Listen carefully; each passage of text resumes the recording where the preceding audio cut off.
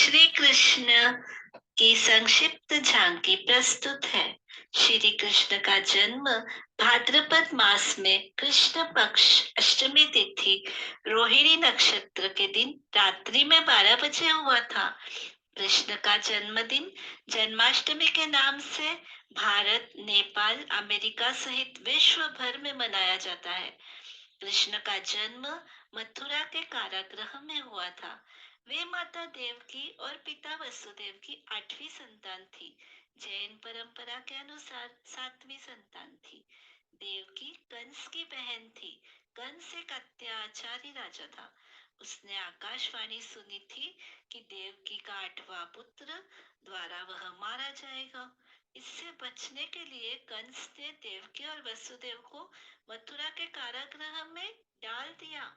मथुरा के कारागृह में ही भादो मास की कृष्ण पक्ष की अष्टमी को श्री कृष्ण का जन्म हुआ। कंस के डर से वसुदेव ने नवजात बालक को रात में ही यमुना पार करके गोकुल में यशोदा के यहाँ पहुंचा दिया। गोकुल में उनका लालन पालन हुआ था। यशोदा और नंद उनके पालक माता पिता थे। बाल्यावस्था में ही उन्होंने बड़े बड़े कार्य किए जो किसी सामान्य मनुष्य के लिए संभव नहीं थे।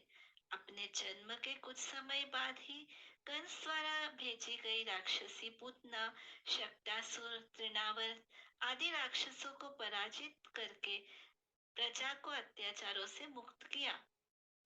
बाद में गोकुल छोड़कर वे नंद गांव आए। वहां पर भी उन्होंने कई लीलाएं की, जिसमें गोचारण लीला, गोवर्धन लीला, रास लीला आदि मुख्य है। तो मथुरा को कंस के अत्याचारों से मुक्त करके प्रजा को अमन चैन का वातावरण भी उन्होंने दिया। सौराष्ट्र में श्री कृष्ण ने अत्यंत सुरम्य द्वारिका नाम की नगरी की स्थापना की और वहां पर उन्होंने अपना कुशल राज्य संचालन किया। पांडवों की मदद की एवं विभिन्न संकटों से उनकी सुरक्षा की। महाभारत के युद्ध में उन्होंने अर्जुन के सारथी की भूमिका निभाई और रण क्षेत्र में ही उन्हें उपदेश दिया। यह भगवत गीता कृष्ण और अर्जुन का संवाद है। यह ग्रंथ आज भी पूरे विश्व में लोकप्रिय है। इस उपदेश के लिए कृष्ण को जगत गुरु का सम्मान दिया जाता है। कृष्ण की बांसुरी की धुन प्रसिद्ध है। श्री कृष्ण एवं सुदामा की मैत्री अनूठी है, तो राधा की निष्काम भक्ति भावनाएं कृष्ण के साथ आदर्श है। श्री कृष्ण के कन्हैया, श्याम, गोपाल, केशव, द्वारकाधीश, वसुदेव आदि कई नाम है।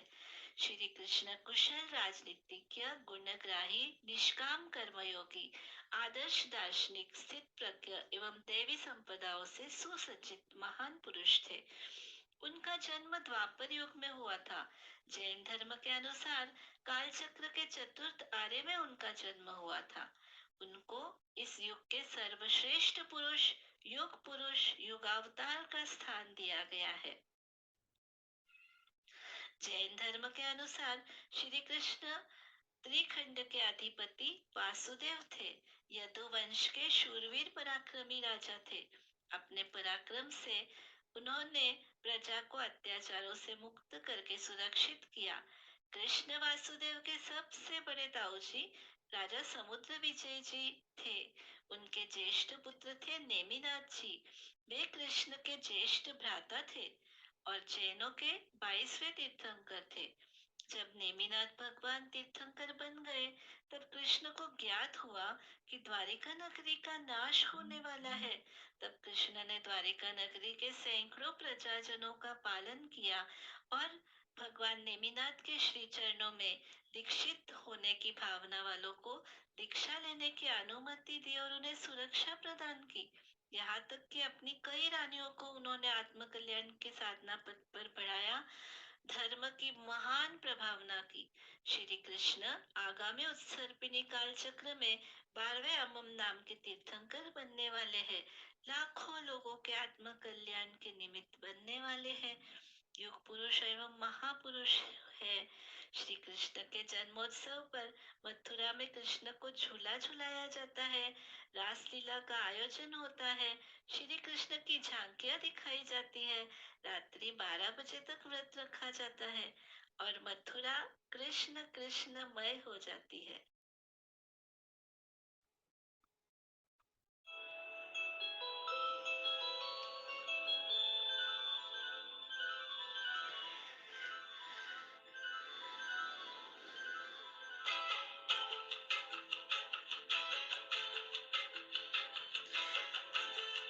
श्याम कहो घन श्याम कहो,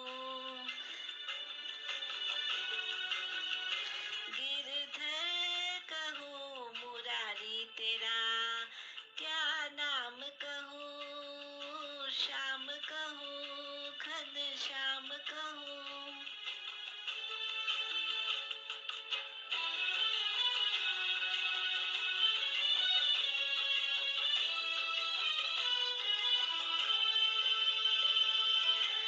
भादव आए घटा छा जाए, बारिश बरसे कहीं बिजलियाँ चमके। भादव आए घटा छा जाए, बारिश बरसे कहीं बिजलियाँ चमके। जन्मे तुम चक्रधर,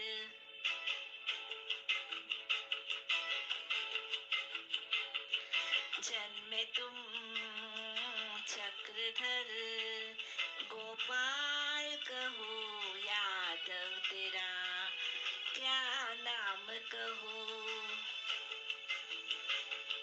श्याम कहो घन श्याम कहो, गिरधर कहो मुरारी तेरा, क्या नाम कहो।